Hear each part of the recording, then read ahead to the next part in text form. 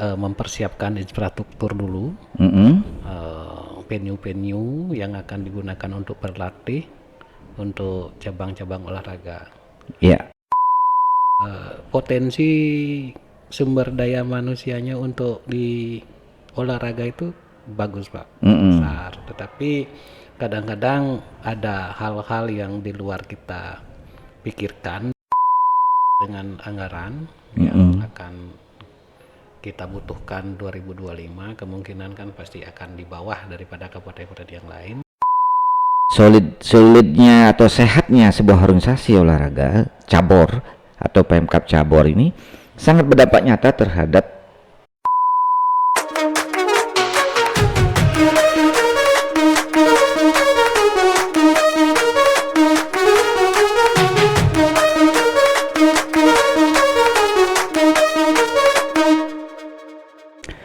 baik kawan olahraga Pulau Dewata dimanapun berada. Jumpa kembali di channel Tabanan Sport Podcast.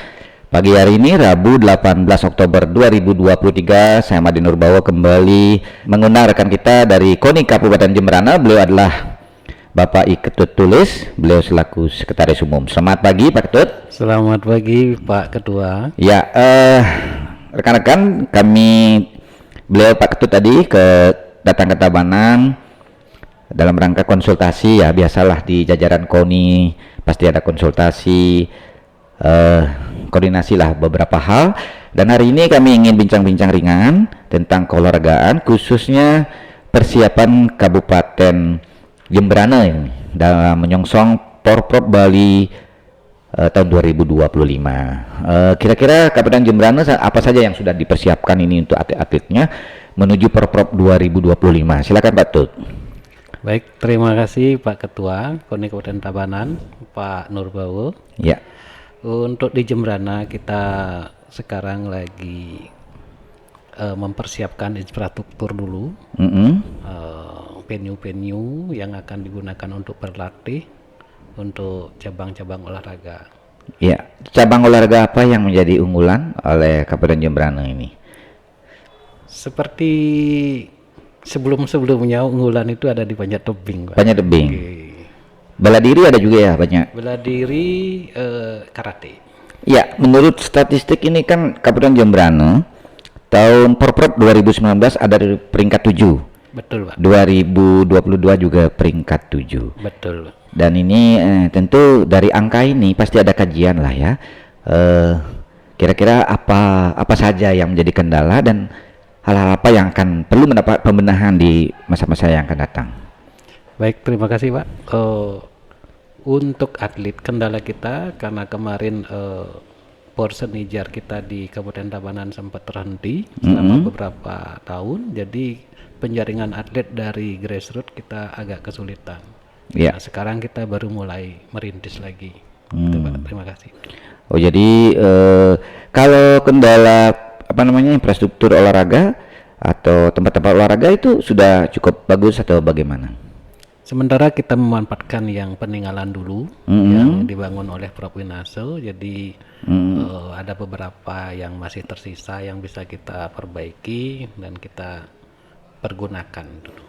Iya, kalau kami ya dari Tabanan mendengar Jemberana ini kan ada beberapa cabang olahraga yang sering cukup terdengar lah di Kabupaten Tabanan ini. Pertama adalah road race, balap motor, kemudian motocross, ada juga panjat tebing, dan tentu juga ada selancar ombak ya, karena Jemberana punya pantai yang bagus, Medewi, dengan ombak yang cukup besar ya, yang bisa jadi tempat latihanan. Ini tentu kita bicara Kabupaten Jemberana sebenarnya bukan bicara tentang Jemberana saja, tapi bagaimana kalau di undang-undang itu kita melihat potensi atau olahraga unggulan masing-masing kabupaten. Kan ini ya, mungkin di Tabanan ada beberapa juga yang menjadi olahraga unggulan. Tentu Jemberana pasti ya, tidak hanya melulu urusan Porprov ini urusan peringkat medali menurut saya, tapi bagaimana kita jajaran KONI pusat dan daerah melihat potensi olahraga unggulan di masing-masing kabupaten kota ini gitu.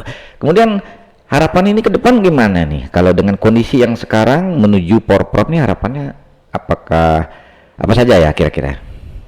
Baik, Harapan kita nanti ke depan untuk menuju Porprov ya, kita ingin menunjukkan bahwa di Jembrana ini kan potensi sumber daya manusianya untuk di olahraga itu bagus Pak, besar. Tetapi kadang-kadang ada hal-hal yang di luar kita pikirkan. Contohnya kemarin seperti PSOI, kita betul-betul merintis, membina, sedangkan ada KIS di atas yang membuat anak-anak ini sangat kecewa. Jadi sampai ada kemarin jujur PSOI Jembrana mau dibubarkan. Oh gitu ya, mau, tapi kan belum bubar. Tapi intinya kita perlu kembali melakukan tata kelola organisasi, koordinasi dan pola-pola komunikasi antar kelembagaan organisasi di KONI ini juga perlu dimaksimalkan ya. Karena pengembangan olahraga itu kan tidak hanya atlet, SDM atau Sanpras, tetapi juga aturan main dan mekanisme komunikasi yang memang mampu memberikan ruang-ruang prestasi yang lebih bagus kepada semua pihak gitu ya. Nah ini kalau prestasi Jembrana yang tertinggi di Porprov itu pernah peringkat berapa? Lebih dari 7 bisa pernah ya, mungkin 4, 5, 6 gitu, belum ya?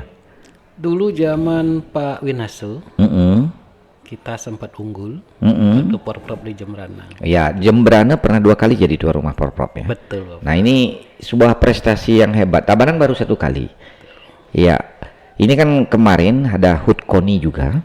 HUT KONI ke-85, tepatnya 15 Oktober 2023 ini yang ke-85 ya. Ini kita juga bikin acara hari ulang tahun KONI karena kita ingin momentum sejarah olahraga ini terdengar atau dipahami oleh masyarakat bahwa keberadaan KONI ini adalah sebuah peristiwa penting, momentum sejarah di tengah-tengah bangsa Indonesia waktu itu 1938 sedang berjuang menuju kemerdekaan. Nah ini semangat nasionalisme ini kan penting juga ditanamkan di dunia olahraga, dan itu jelas disebutkan di di undang-undang bagaimana olahraga bisa menjadi berkat sosial, pembentukan karakter positif, dan tentunya membangun rasa persaudaraan dan persatuan, kan gitu ya. Nah ini kembali ke prestasi, kira-kira apa yang akan menjadi target ya apakah Porprov 2005 targetnya seperti apa ini? Kadang-kadang kan kita hanya melihat target itu penambahan jumlah medali, tapi bukan dari bagaimana persiapan, pelaksanaan dan target ini presisi, artinya terjadi kesesuaian gitu. Itu seperti apa? Mau targetnya lebih dari peringkat 7 atau nanti gimana nih? Saya prediksi. Baik, untuk Porprov 2025 jujur kami tidak menarget apa-apa karena kita tahu situasi atlet kita sekarang, kita lebih banyak ke pembinaan. Begitu juga dengan anggaran yang akan kita butuhkan 2025, kemungkinan kan pasti akan di bawah daripada kabupaten-kabupaten yang lain. Jadi untuk target kita tidak ada, Pak. Iya. Nah, sebagai perbandingan saja untuk Jembrana, ini kan sekarang lagi musim babak kualifikasi PON. Berapa jumlah atlet Jembrana yang sudah lolos di babak kualifikasi PON menuju PON? Ada berapa orang kira-kira? Kemarin yang lolos dari karate. Totalnya kalau nggak salah ada 2. Baru 2 ya. Ya. Dan ini penting ya buat pengambil kebijakan khususnya KONI Bali dan juga KONI-KONI sekabupaten kota di Bali, bahwa data-data itu kan harus kita mulai analisa ya. Betul. Sebaran atau prestasi ini karena dampak apa kan gitu ya. Betul. Apakah karena kesenjangan infrastruktur olahraga, kebijakan atau anggaran. Ini kami tidak, kalau khususnya kami di Tabanan kan tidak lagi soal banyak-banyak medali, tetapi bagaimana kesesuaian antara perencanaan SDM di situ dengan proses ya. Jadi kalau misalnya Jembrana dengan 2 atlet ya misalnya ya, nanti kan mungkin bisa dikoreksi kalau salah, itu kan ada artinya itu 2 itu kenapa? Apakah karena Jembrana kabupaten yang cukup jauh dari pusat kota provinsi misalnya, atau bagaimana, ini pasti ada cerita. Termasuk juga kabupaten lain. Kenapa Badung dan Pasar Beleleng ini mendominasi. Dan Tabanan juga per hari ini sudah ada lebih dari 20, kalau kemarin kita targetnya 24 atlet yang lolos. Itu dari 7 cabur. Nah, itu secara statistik kita Tabanan meningkat yang waktu PON ke-20 di Papua itu kita mengikutkan 13 atlet. Nah, ini ada peningkatan. Kami pun mengkaji ini peningkatannya kenapa? Karena kami juga merasa fasilitas olahraga ya masih tetap seperti ini. Nah, ini apakah ada faktor informasi yang berdampak, komunikasi kah, atau memang juga antusiasme masyarakat semakin terberdayakan karena informasi-informasi yang kita sering perkuat gitu. Baiklah, ada lagi mungkin harapan terakhir nih untuk sebelum kita akhiri, apa nih pesan-pesan yang penting buat Tabanan ini, motivasi apa yang bisa disampaikan untuk Tabanan? Ini kan ke Tabanan nih, Jembrana memberikan motivasi atau saran harapan kepada Tabanan, boleh dong gantian gitu. Ya, ini yang menjadi motivasi kami Jembrana banyak belajar ke Tabanan karena keberhasilan Tabanan mencetak atlet-atlet. Saya dengar di atas 20 itu lolos PON. Jadi berbanding terbalik dengan kabupaten kami yang hanya bisa hitungan jari gitu, Pak. Jadi jujur kami sangat-sangat ingin belajar kepada Tabanan karena kita juga melihat Tabanan secara organisasi juga udah sangat bagus. Masih belajar juga, masih proses. Sudah sangat bagus. Nah, terus sudah itu hasil juga yang dicapai, ada peningkatan bagus, signifikan juga. Ya, itu yang menggerakkan kami untuk selalu konsentrasi ke Tabanan. Ya, bolehlah kita sharing ya, sharing, saling belajar. Kami pun akan belajar dari Jembrana, tapi ada hal yang mungkin saya ingin kemukakan di sini.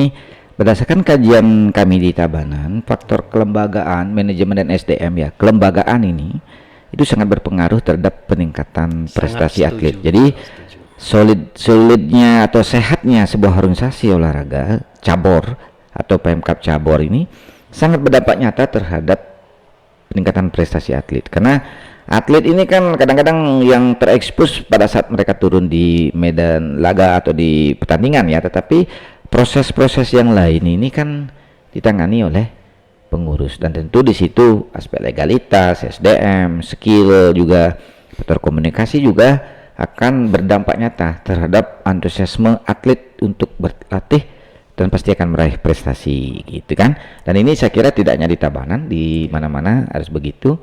Tapi kita sepakat ya, mungkin dari Jembrana sepakat setiap kabupaten kota terus melakukan pembenahan. Betul. Bagaimana ke depan Bali itu mampu berkontribusi kepada negara Indonesia di event-event internasional. Jadi atlet-atlet daerah ini berjaya di event-event internasional. Kira-kira gitu ya. Betul. Ya, terima kasih. Jadi begitu ya teman-teman, Pulau Dewata dimanapun berada. Kami tidak berlama-lama karena ini adalah bincang-bincang santai, dan tentunya Tabanan Sport Podcast Channel ini bukan sekedar media informasi dan publikasi, tapi juga media belajar, media berbagi buat kita semua. Dan mudah-mudahan dari bincang-bincang singkat kita hari ini ada bermanfaat, dan saya tutup dengan salam olahraga. Salam olahraga. Jaya, jaya. Terima kasih.